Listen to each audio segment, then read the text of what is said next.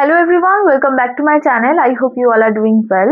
আজকের ক্লাসে আমরা শিখবো email writing, how to draft an email. আমরা ইমেল কিভাবে পাঠাবো। আচ্ছা, ইমেল শেখার আগে, ঠিক আছে, ফরম্যাট শেখার আগে একটুখানি আমি একটুখানি 2 মিনিট চাইছি তোমাদের কাছে, তোমাদেরকে একটুখানি বলে দিই যে ইমেলটা কি, একটুখানি বেসিকটা জেনে যাই, তারপরে আমরা ফরম্যাটটা শিখবো, ঠিক আছে। প্রথমত, ইমেল কি? ইমেল হচ্ছে ইলেকট্রনিক মেল, তাই তো। ইমেল কি, যেটা আমরা হোয়াট ইজ ইমেল, এটা তোমাদের এরকম ভাবে কখনোই ডেফিনিশন আসবে না, কিন্তু তোমাদের কনসেপ্টটা ক্লিয়ার করে নেওয়া উচিত কোনো কিছু শেখার আগে। ইমেল হচ্ছে ইলেকট্রনিক মেল, আমরা যেটা ইন্টারনেটের মাধ্যমে কাউকে কোনো রকম মেসেজ পাঠালে, সেটা কোনো রকম তোমরা কোনো ইনফরমেশন পাঠাও, কোনো কোনো কিছুর জন্য অ্যাপ্লাই করো, রিকোয়েস্ট করো, কমপ্লেন করো, যাই পাঠাচ্ছ না কেন, সেটা হচ্ছে আমরা ইন্টারনেটের থ্রু পাঠাচ্ছি, ঠিক আছে। এটা লেটারটাই কিন্তু এখন ইলেকট্রনিক মেল হয়ে গেছে। লেটারটাও এক ধরনের মেল ছিল, আমরা পাঠাতাম, কিন্তু সেটা একটা ফিজিক্যালি পাঠাতে হতো, পেপারে লিখতে হতো, স্ট্যাম্প লাগাতে হতো, তারপরে একটা কোনো পোস্টাল অ্যাড্রেসে সেটাকে পাঠাতে হতো। এবার এই ইমেলটা আমরা কেন লিখি, কেন ব্যবহার করি? লেটার রাইটিং তোমাদের আগে সিলেবাসে ছিল ক্লাস 12-এর, তাহলে ইমেলটা আসলো কেন, লেটারটা নেই কেন? অ্যাকচুয়ালি এটার একটাই কারণ যে সবকিছুই মানুষ প্রগতিশীল, তাই তো। এবং আমাদের এই কন্টেম্পোরারি টাইমে দাঁড়িয়ে, আমাদের এই সময় দাঁড়িয়ে সত্যিকারের বলতো কজন ফিজিক্যাল লেটার মানে লিখছে? সবাইকে লেখা সম্ভব না। কোনো মানে ইমিডিয়েটলি কাউকে কিছু পাঠানোর জন্য আমাদের কিন্তু চটজলদি, মানে সব থেকে ইজিয়েস্ট ওয়ে হলো আমরা হোয়াটসঅ্যাপ করি, না হলে আমরা মেল করে দিই, ঠিক আছে। হোয়াটসঅ্যাপটা ইনফর্মাল, কিন্তু আমরা যেটা মেল করছি এটা কিন্তু ফর্মাল, ঠিক আছে। ফর্মাল, তোমরা কোনো অফিসিয়াল কাজে পাঠাও কাউকে, কোনো স্কুলে পাঠাও, বা কোনো রকম হায়ার অথরিটিকে কিছু জানাও, বা কোনো বিজনেস পারপাসে কাউকে কিছু মেসেজ পাঠাতে চাইলে তোমরা কিন্তু ইমেলের মাধ্যমে পাঠাবে। লেটারের থেকে এটা বেশি কনভিনিয়েন্ট, অবভিয়াসলি জানো, কোনো মানে তোমাদের সময় সাশ্রয় হচ্ছে, টাকা লাগছে না, তাই তো। মানে মানি টাইম দুটোই সেভ করছে, এবং এটা অনেক বেশি কনভিনিয়েন্ট। অ্যাকচুয়ালি লেটার, ঠিক আছে, লেটার ভার্সেস ইমেল যদি আমি বলি, এটারই কিন্তু এটা, লেটারটা হচ্ছে ফিজিক্যাল ফর্ম, তোমাদের একটা পেপার লাগবে, পেন লাগবে। তোমাদের যদি কাউকে পাঠাতে চাও দূরে, কোথাও অনেক দূরে কাউকে পাঠাতে চাও, তোমাদেরকে গিয়ে পোস্ট অফিসে এটা দিয়ে আসতে হবে, হ্যাঁ, এবং স্ট্যাম্প লাগাতে হবে, একটা ফিজিক্যাল কোনো অ্যাড্রেস চাই, কারোর কোনো ঠিকানা চাই, সেই পার্টিকুলার জায়গাতে কিন্তু সেটা পৌঁছে দেওয়া হবে। এবং ইমেল অনেক বেশি কনভিনিয়েন্ট, তাই তো। প্রত্যেকের আলাদা আলাদা ইমেল অ্যাড্রেস আছে, এবং আজ যে মানুষটা মানে কলকাতায় বসে আছে, সেই মানুষটা যদি কালকে দিল্লিতেও চলে যায়, আমরা কিন্তু তাকে যে ইমেলটা পাঠাবো সেটা কিন্তু তার ইমেল অ্যাড্রেসে চলে যাচ্ছে, অর্থাৎ ফিজিক্যাল কোনো অ্যাড্রেস লাগছে না এক্ষেত্রে, ঠিক আছে। প্রত্যেকের জানা দরকার যে ইমেল আমরা কি পারপাস ইউজ করি, কিভাবে লিখতে হয়, এটার জন্য কিন্তু এটা সিলেবাসে দেওয়া। তো চলো এবার আমরা একটা ইমেল কিভাবে ড্রাফট করব সেটা দেখে নিই। চলো এবার আমরা ইমেলটা দেখে নিই। কি বলছে কোয়েশ্চনে, draft an email to the customer care department of an online shopping site complaining about receiving a damaged electronic product। বোঝা গেছে? তাহলে কাস্টমার কেয়ার সার্ভিসকে একটা ইমেল পাঠাতে হবে, তোমার কাছে কোনো একটা ইলেকট্রনিক ডিভাইস সেটা ড্যামেজ অবস্থায়, তুমি সেটাকে দেখেছো। এবার ইমেলের ক্ষেত্রে তোমরা কি কমপ্লেনের জন্য পাঠাতে পারো, কোনো কিছু রিকোয়েস্ট করছো কাউকে সেটার জন্য পাঠাতে পারো, হ্যাঁ, এরকম অনেকগুলো মানে টপিক আছে। কাউকে কোনো কিছুর জন্য অ্যাপ্লাই করছো, জবের জন্য অ্যাপ্লাই করছো, বা কোনো কোর্সের জন্য অ্যাপ্লাই করতে চাও, সেক্ষেত্রে। তো এখন আমরা করবো যেটা কি, এটা একটা কমপ্লেন্ট লেটার, যেমন আমরা লিখতাম ঠিক সেইভাবেই ইমেলে আমরা কমপ্লেনটা পাঠাচ্ছি। তোমরা কিভাবে লিখবো ফরম্যাটটা ভালো করে বুঝে নাও, এবং এই ফরম্যাটেই কিন্তু ইমেলটা করতে হবে। মেবি মানে আমাদের প্রত্যেকেরই একটা করে জিমেল আছে, তাই তো, ইমেল আইডি আছে। তো তোমরা যেটার যে জিমেল আছে, তারা সেই খুললেই একটা ইন্টারফেস আসবে এই ধরনের, ঠিক আছে, এরকম খোলা থাকবে, এই রকম ধরনের আসবে। দেখবে এখানটাতে ফ্রম লেখা, এখানটাতে টু লেখা, ঠিক আছে, ডেটটা থাকবে না, ডেটটা অটোমেটিক্যালি তোমরা যে পাঠাচ্ছ সেটা নিয়ে নেবে, কিন্তু সেখানে ফ্রম লেখা থাকবে, টু লেখা থাকবে, একটা সাবজেক্টের, আচ্ছা এখানে একটা সিসি আর বিসিসি থাকবে যেটা তোমাদের দরকার নেই এই মুহূর্তে, এবং সাবজেক্ট থাকবে, সাবজেক্টে লিখতে হবে এখানে কি, এবং তারপরে তোমাদেরকে ইমেলটা মানে পুরোটা লিখতে হবে, কম্পোজ করতে হবে। এখানে একটা অ্যাটাচমেন্টের জন্য এরকম একটা সিম্বল থাকবে, আর এখানে সেন্ড করার জন্য এরকম টাইপের একটা সিম্বল থাকবে, ঠিক আছে। এবার আমরা দেখে নিই যে ফরম্যাটটা, এটার অ্যাকচুয়াল ফরম্যাটটা। এই দুটোকে মুছে দিচ্ছি, চলো কিভাবে আমরা লিখবো, আমরা আজকের ডেট দিচ্ছি, ঠিক আছে, যেটা মানে আমরা ইমেল করি সেখানে ডেটের কোনো প্রয়োজন হয় না, অটোমেটিক্যালি হয়ে যায়, কিন্তু যেহেতু আমরা এটা পেপারে লিখবো, ঠিক আছে, যেহেতু তোমরা পেপারে লিখবে পরীক্ষার সময়, ডেট দিতে হবে সেদিনকার। এরপরে ফ্রম, ফ্রম অবশ্যই তোমরা নিজেদের জিমেল অ্যাড্রেসটা দিচ্ছ, ঠিক আছে। সাপোজ আমি ধরে নিলাম abc@gmail.com। এবার টু, টু বলতে কি, কাস্টমার কেয়ার সার্ভিস, যেই শপিং সাইট থেকে তোমরা কিনেছো, XYZ স্টোর, কোনো নাম নেওয়ার কোনো দরকার নেই, xyzstore@gmail.com।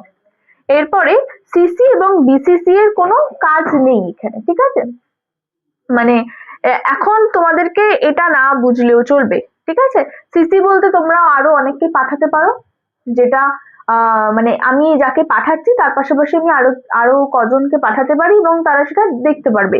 এবং বিসিসি হচ্ছে ব্ল্যাক কার্বন কপি, বিসিসি তে যাদেরকে আমরা রাখবো তারা কেউই একে অপরকে মানে জানবে না যে আমি তাদেরকে পাঠাচ্ছি, অথচ আমি 5 জনকে পাঠাচ্ছি, কিন্তু 5 জনই জানতে পারলো না যে অন্যদের কাছেও গেছে, তারা শুধু আমার থেকে কপিটা পেয়েছে। তো এটা হচ্ছে বিসিসি এর ভূমিকা।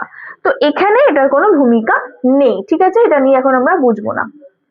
ফ্রম হলো, টু হলো, এবার সাবজেক্ট, সাবজেক্ট এখানে কি, কমপ্লেন্ট রিগার্ডিং ড্যামেজড প্রোডাক্ট, তোমাদের কোনো প্রোডাক্টের নাম লিখতে পারো, বা যতটা চেষ্টা করবো শর্টে লেখার। লেটার যেরকম একটু লম্বা হতো, লেন্দি হতো, ইমেল আমাদের টু দি পয়েন্ট রাখতে হবে, ঠিক আছে, একদম যেটুকুনি না বললেই নয়, সেই ইম্পর্টেন্ট কথাগুলো বলতে হবে, শর্টে রাখতে হবে এবং ফর্মাল রাখতে হবে কথাগুলো। এবার আমরা ডিয়ার কাস্টমার সার্ভিস টিম, ঠিক আছে, কাস্টমার সার্ভিস টিমকে আমরা সম্বোধন করে লিখছি। I am writing to report a problem about a damaged smartwatch I received from your online shopping site। দেখো একদম টু দি পয়েন্ট, ফার্স্টেই কিন্তু ফার্স্ট লাইনটাই হবে একদম টু দি পয়েন্ট, আমি কিসের জন্য মেসেজটা করছি, ঠিক আছে। এখানে কিন্তু কোনো রকম ঘুরিয়ে পেঁচিয়ে এটার জন্য আমি এটা বলতে চাইছি এরকম হবে না যে পরের প্যারাগ্রাফ থেকে শুরু করব। এখানে বলছে যে আমি এটার জন্য বলছি, আমি একটা প্রবলেম জানাতে চাইছি আমার স্মার্ট ওয়াচটা সম্বন্ধে, যেটা আমি আপনাদের অনলাইন শপিং সাইট থেকে রিসিভ করেছি। এরপরে আরো ডিটেলস দিচ্ছে, I placed the order on 15th January 2026 and it was delivered to me on 19th January। এরপরে কি আরো একটু ডিটেলস দিচ্ছে যাতে তারা বোঝে যে হ্যাঁ কাস্টমার সমস্যাটা যে হচ্ছে, তো সেটা জানাচ্ছে যে আমি কিন্তু অমুক তারিখে প্লেস করেছিলাম অর্ডারটা এবং আমার কাছে কিন্তু 4 দিন পর এসেছে। while opening the package, এবার ঘটনাটা বলছে যে কি করে সে সেটা ডিসকভার করলো সেটা। while opening the package I found the screen was cracked and the device did not turn on। খোলার সময় দেখলাম স্ক্রিনটা ক্র্যাক এবং ডিভাইসটা চলছে না, অন হচ্ছে না। this was quite disappointing। ঠিক আছে, তোমরা মেইন পয়েন্টটুকু লিখে জানালে এটা খুবই কিন্তু ডিসঅ্যাপয়েন্টিং একটা ব্যাপার। I have attached the bill, বিলটা অ্যাটাচ করে দিয়েছি, অবভিয়াসলি বিল মানে প্রুফ, এবং সেটা যে ড্যামেজ তুমি রিসিভ করেছো সেটারও একটা প্রুফ দিচ্ছে, অ্যান্ড পার্সেল ওপেনিং ভিডিও। ঠিক আছে, I have attached the bill and a parcel opening video, যাতে তারা তাদের দিক থেকে কোনো সমস্যা না মানে করতে পারে যে না আমরা এটা তো ভালোই আমরা পাঠিয়েছিলাম, সেগুলো যাতে না বলতে পারে। মানে প্র্যাকটিক্যালি কি হয় সেই বুঝে কিন্তু তোমাদের ইমেলটা লিখতে হবে, শুধুমাত্র পরীক্ষায় আসছে একটা লিখে দিলাম সেরকম না, সেইভাবেই শিখতে হবে যাতে তোমরা নিজেদের জীবনেও সেটাকে প্রয়োগ করতে পারো। তারপরে বলছে I request you to arrange for a replacement। ঠিক আছে, রিকোয়েস্ট করছি একটা রিপ্লেসমেন্ট করবে করার জন্য, or refund the amount at the earliest, এবং যত শীঘ্র হোক হয় রিপ্লেসমেন্ট করবে, আর না হলে ওটা না করতে পারলে আপনারা রিফান্ড করে দিন আমাকে। এরপরে কি বলছে, thank you for your cooperation. ঠিক আছে, এই লাইনটা মোটামুটি কমপ্লেন করলে এটা একটুখানি অ্যাড করে দেওয়া ভালো, যে সবটা বলার পরে যে আপনার সহযোগিতার জন্য থ্যাংক ইউ। এরপরে ইউজ সিনসিয়ারলি এতটা না লিখলেও চলবে, যেখানে আমরা কাস্টমার কেয়ার সার্ভিস মানে কোনো কিছুর জন্য কমপ্লেন জানাচ্ছি, তাদের প্রতি এতটা মানে ইউজ সিনসিয়ারলি না লিখলেও চলবে। জাস্ট তোমরা রিগার্ডস লিখতে পারো, রিগার্ডস লিখে নিজেদের নাম আর ফোন নাম্বার দিতে পারো, নাও দিতে পারো, কেউ নেই। এছাড়া তোমরা যদি অন্য কোনো জায়গায় লেখো, মানে হেডমাস্টারকে লিখছো, প্রিন্সিপালকে লিখছো, বা কোনো হায়ার অথরিটির কাছে লিখছো কোনো কিছু রিকোয়েস্ট করার জন্য, সেক্ষেত্রে তোমরা ডেফিনেটলি ইয়োর্স সিনসিয়ারলি কথাটা কিন্তু মেনশন করবে। তো এই হলো কিন্তু ইমেল আজকের। আশা করি তোমরা বুঝতে পেরেছো ফরম্যাটটা, এবং ইমেলের প্রচুর টপিক হয়, তোমাদেরকে বুঝতে হবে যে অ্যাকচুয়ালি জিনিসটা হচ্ছে কিভাবে, এবং চেষ্টা করতে হবে নিজেদের মতন করে গুছিয়ে লিখতে শেখা। তার জন্য টেন্স ভালোভাবে জানতে হবে এবং ইংলিশ ভোকাবুলারি জানতে হবে ঠিকঠাক ভাবে, তাহলে কিন্তু গুছিয়ে লিখতে পারবে। এমন কোনো ডিফিকাল্ট জিনিস না, একদম টু দি পয়েন্ট, যে I am writing this for this purpose, কেন মানে তোমরা কেন লিখছো সেটা লিখলে, এবং কোনো কি পারপাস সেটা, ঠিক আছে, তোমরা কোনো কিছুর জন্য অ্যাপ্লাই করলেও সেটা কি পারপাসে করছো, কাউকে কিছু রিকোয়েস্ট করলেও কি পারপাসে করছো, সেই বা কমপ্লেন্ট করলেও কি পারপাসে করছো, পারপাসটাকে ক্লিয়ার রাখবে। লাস্টে কিন্তু যদি কোনো অ্যাটাচমেন্ট দেওয়ার থাকে, তাহলে আই হ্যাভ অ্যাটাচড বলে তোমরা সেটাকে লিখলে। তারপরে তো থ্যাংকিং ইউ, যদি ফর ইউর কোঅপারেশন না যায় সবকিছুর সাথে, তাহলে জাস্ট থ্যাংকিং ইউ লিখবে। ঠিক আছে, কোথাও খুব রিকোয়েস্ট করলে সেখানে ইউর সিনসিয়ারলি লিখবে, আর কোথাও যদি জাস্ট সিম্পল রাখতে চাইছো সেক্ষেত্রে রিগার্ডস লিখে নিজের নামটা লিখবে। তো আশা করি আমি বোঝাতে পেরেছি।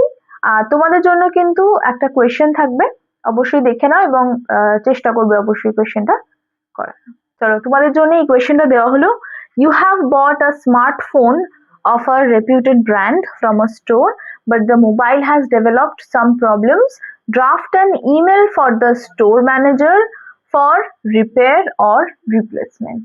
সিমিলার একটা ইমেল, একদম একদম হুবহুই যে সবকিছু আসবে সেরকম এক্সপেক্ট করলে তোমরা কিছু শিখবে না। ঠিক আছে, আমি যে ইমেলটা করালাম সেটাকে বুঝে নিয়ে এটাকে যদি ড্রাফট করতে পারো, তাহলেই কিন্তু বুঝবে তোমরা কিন্তু ইমেল শিখে গেছো, আর কেউ তোমাদের আটকাতে পারবে না নম্বর পাওয়া থেকে।